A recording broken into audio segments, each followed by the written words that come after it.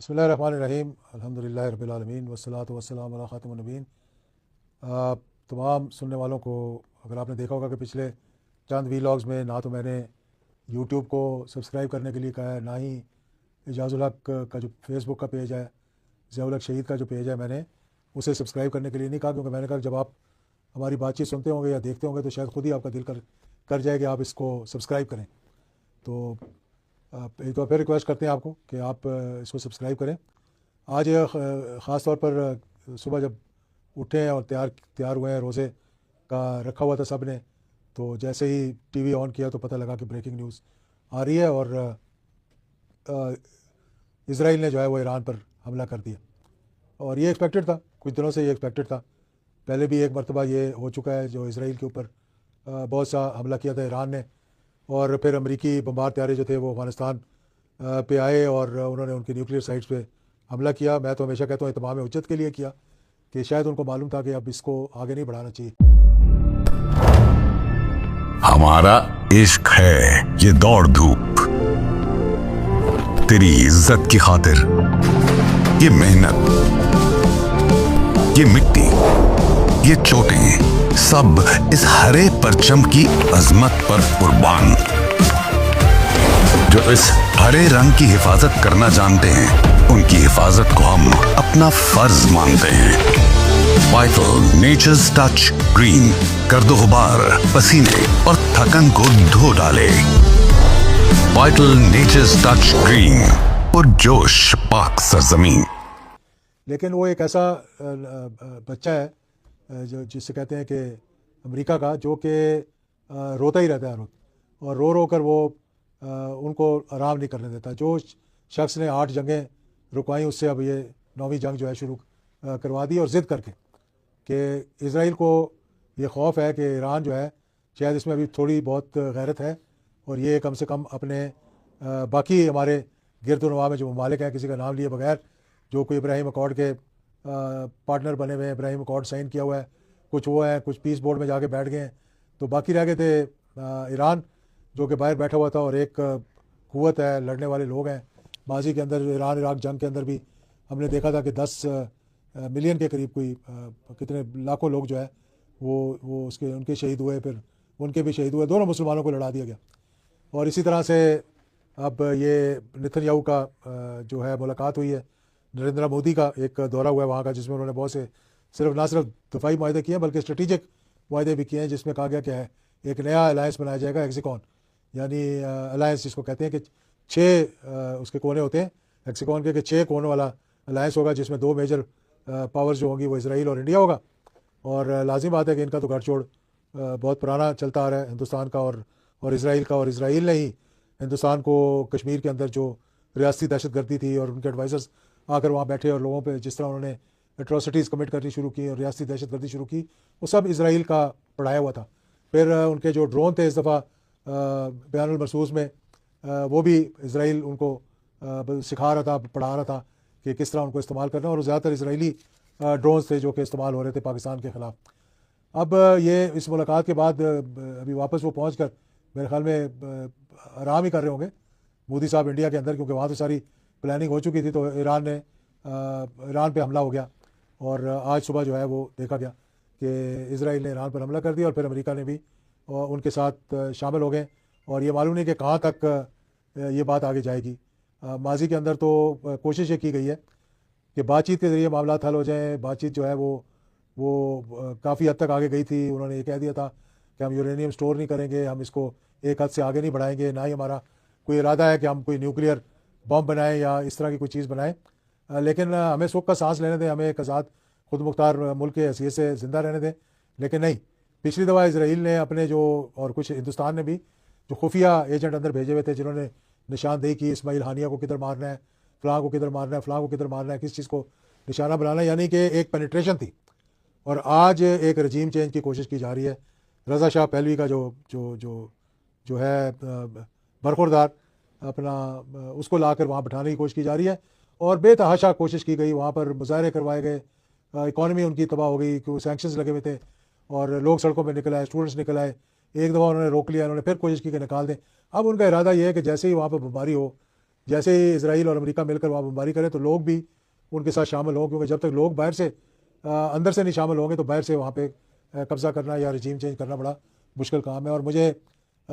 ڈر اور خوف ہے، حالانکہ ایران نے اس کی پوری تیاری کی ہوئی ہے کہ اگر آیت اللہ خامنہئی کو کچھ ہو گیا تو اگلا انہوں نے بنا دیا کہ کون سے ٹیئر کس ٹیئر پہ قیادت کیسے کیسے تبدیل کی جائے گی اور کیسے آگے جائے گی۔ لیکن ایک سپر طاقت ہے امریکہ، اس میں کوئی شک والی بات نہیں ہے۔ ان کے پاس وہ اکوپمنٹ ہے، وہ ان کے پاس جنگ لڑنے کے ہتھیاروں سے لے کے میزائلوں سے لے کر اور ایسی ایسی چیزیں ہیں جو کہ شاید کسی اور کے پاس نہ ہو۔ تو گریٹر اسرائیل کے راستے میں اگر کوئی رکاوٹ اس وقت نظر آ رہی ہے ان کو تو ایران آ رہی ہے۔ میں ایران سے آگے ابھی نہیں جاتا کیونکہ وہ وہیں تک ہم رکتے ہیں، ہم پاکستان کی بات ابھی نہیں کرتے کہ کیا کرنے کو جا رہے ہیں کہ کسی مسلم ملک کے پاس اپنی مرضی سے سانس لینے کی بھی قوت نہ ہو، پیسہ ان کا ایکسٹریکٹ کر لیا جائے، ان کو ہر قسم کا اکوپمنٹ دے دیا جائے، ان کو لڑنے کے لیے تیار کیا جائے۔ کس سے لڑنے کے لیے؟ آپس میں لڑنے کے لیے، جیسے کہ ہم جنگیں دیکھ چکے ہیں، ہو رہی تھی عراق اور ایران کی جنگ ہم نے دیکھا بڑے عرصے تک چلتی رہی، پھر عراق نے کویت پر حملہ کر دیا، پھر امریکہ کے فوجیں وہاں پر پہنچ گئیں اور سارا پیسہ ان کا خرچ کروایا اور پھر وہاں سے جب دل کیا تو وہاں سے چلے گئے۔ اس طرح لیبیا کو تباہ کر دیا، اس طرح سیریا کے اندر جو کچھ کیا وہ ہمارے سامنے ہے، سوڈان میں جو کچھ ہوا وہ ہمارے سامنے ہے، صومالی لینڈ میں کیا ہو رہا ہے، صومالیہ کے اندر کیا ہو رہا ہے وہ ہمارے سامنے ہے۔ تو ان ساری چیزوں کو مد نظر رکھتے ہوئے کم سے کم اگر اور کچھ نہیں کر سکتے تو او آئی سی کے ممالک فوری طور پر اکٹھے ہوں، ایک ڈیلیگیشن بنا کر اور اس جنگ کے بیچ میں کوئی ثالثی پیدا کرنے کی کوشش کریں، کوئی ان کو جو ایک ریچ بن کے کہتے ہیں آگے ان کو یہ سمجھانے کی کوشش کریں کہ یہ ایک اچھا بات نہیں ہے کہ اسرائیل کو خوش کرنے کے لیے آپ ایران کو تباہ کر دیں، کسی کو خوش کرنے کے لیے آپ کسی اور ملک کو تباہ کر دیں، اور یہی سلسلہ جو ہے پھر چلتا رہے گا تو آخر میں یہ ہے کہ سب مفلوج ہو کر بیٹھ جائیں گے اور کسی کے پلے کچھ بھی نہیں رہے گا۔ تو ایران بھی نے بہت کوشش کی ہے، ایران نے اپنی خود مختاری کو سامنے رکھتے ہوئے جتنا بینڈ کر سکتے تھے انہوں نے بینڈ کیا، اور میں یہ سمجھ رہا تھا کہ جس طرح پہلی مرتبہ امریکہ سمجھ گیا تھا اور اس نے وہ حملہ نہیں کیا اور ایک تمام حجت کے لیے کیا، اس دفعہ بھی ان کو سمجھ آ جائے گی، لیکن اس دفعہ اسرائیل کا پریشر بہت زیادہ ہے کیونکہ اسرائیل نے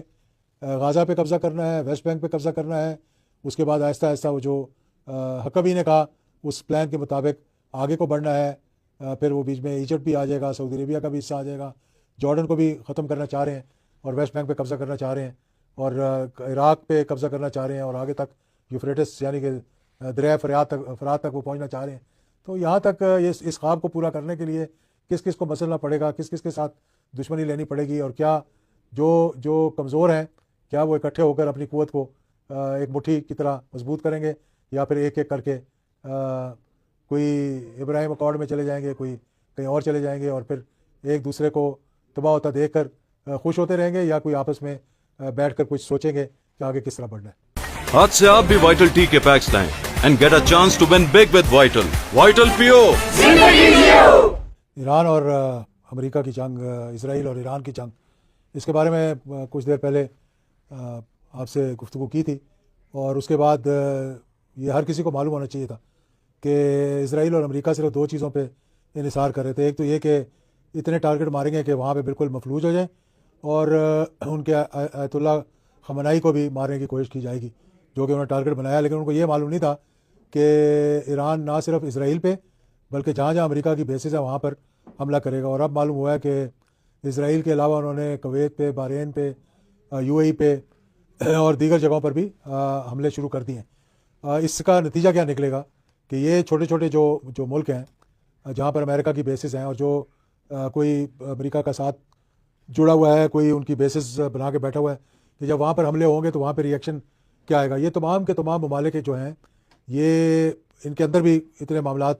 جو ہے وہ اسٹیبل نہیں ہیں۔ کئی جگہ پہ تو بہت مرتبہ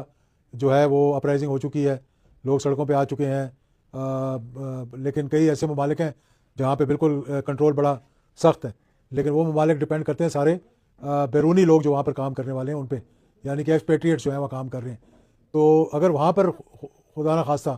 تھوڑی سی بھی ہلچل ہوگی اور تھوڑی سی بھی وہاں پر اسٹیبلٹی نہ ہوئی تو لوگ جو ہے وہاں سے پھر نکلنا شروع کر دیں گے اور ان ملکوں کے لیے بہت سی مشکلات کا سامنا کرنا پڑے گا۔ تو جن کے تعلقات ہیں امریکہ کے ساتھ اور اسرائیل کے ساتھ، اور جو ٹریلین کے قریب ڈالر جو ہے خرچتے ہیں ان کو خوش کرنے کے لیے اور ان سے اسلحہ لینے کے لیے، ان کو چاہیے کہ انہیں سمجھائیں کہ اس قسم کے معاملات سے حالات مزید بگڑ سکتے ہیں، صحیح نہیں ہو سکتے۔ اور وہ جو میں نے کہا تھا پہلے کہ سارا جو ڈپینڈ کر رہے ہیں وہ اس چیز پہ ڈپینڈ کر رہے ہیں کہ شاید جس طرح کے وہاں پر اپرائزنگ ہو رہی تھی ایران کے اندر، لوگ سڑکوں پہ نکلے ہوئے تھے، ایران کا جو کرنسی تھی وہ ڈی ویلیو ہو گئی تقریباً، مہنگائی بہت زیادہ ہو گئی، لوگ بے روزگار تھے، اور اس مہنگائی کی وجہ سے لوگ سڑکوں پہ نکلے تھے، اسٹوڈنٹس بھی تھے، اور اس کو دبا کر پیسہ دیا جا رہا تھا اور رجیم چینج کی طرف لے جایا جا رہا تھا. اور خود امریکہ کے صدر نے بھی یہ کہا کہ لوگوں کو کہ بھئی تم انتظار کرو، ہم آ رہے ہیں وہاں پر. اور اب حال ہی میں پتہ لگا کہ وہاں جو رضا پہلوی ہے، ان کے شاہ ایران کے جو بیٹا ہے، جس کی بڑی خواہش ہے کہ وہ کسی نہ کسی طرح سے ایران میں واپس چلا جائے، وہ لوگوں سے اپیل کر رہا ہے کہ آپ باہر نکلیں اور سڑکوں پر آ جائیں اور اس رجیم کو جو ہے وہ ختم کریں. جو کہ مجھے نہیں لگتا جتنا ان کو پر حملے ہوں گے اتنے ہی لوگوں نے متحد ہو جانا ہے. جو ان کے ساتھ نہیں تھے وہ بھی ان کے ساتھ جڑ جائیں گے. یہ ہر ملک کے اندر یہی ہوتا ہے. پاکستان کو دیکھ لیں، دیگر ممالک کو دیکھ لیں کہ جب ہم پر ہندوستان کا حملہ ہوتا ہے تو پاکستان اس طرح اکٹھا ہو جاتا ہے جس طرح ایک سیسا پلائی ہوئی دیوار ہے. اسی طرح ایران میں پچھلی دفعہ جب حملہ ہوا تھا تو سارے لوگ جو ہے وہ اکٹھے ہو گئے تھے، لیکن پھر ان پہ کام کر کے کوشش کر کے ان کو اکسانے کی کوشش کی ہوئی تھی. تو پورا مڈل ایسٹ جو ہے اس وقت GCC جو ہے اس وقت اس کی لپیٹ میں آ سکتا ہے اور اس سے مزید حالات جو ہے وہ خرابی کی طرف جا سکتے ہیں.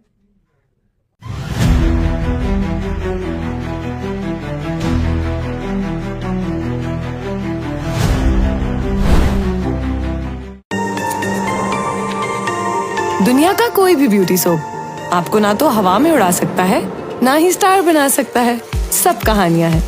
کیونکہ ایک بہترین بیوٹی سوپ کا کام ہے صاف محفوظ جلد اور دیر تک مہکتی تازگی. اور خوبصورتی وہ تو آپ کے اندر ہے. وائٹل ماسک فریشیا، کلینلینس کے ساتھ فریشیا کی نرم، نفیس اور نمایاں خوشبو جو آپ کو دے ایسی منفرد مہکتی تازگی جو اعتماد بن کر ساتھ رہے سارا دن.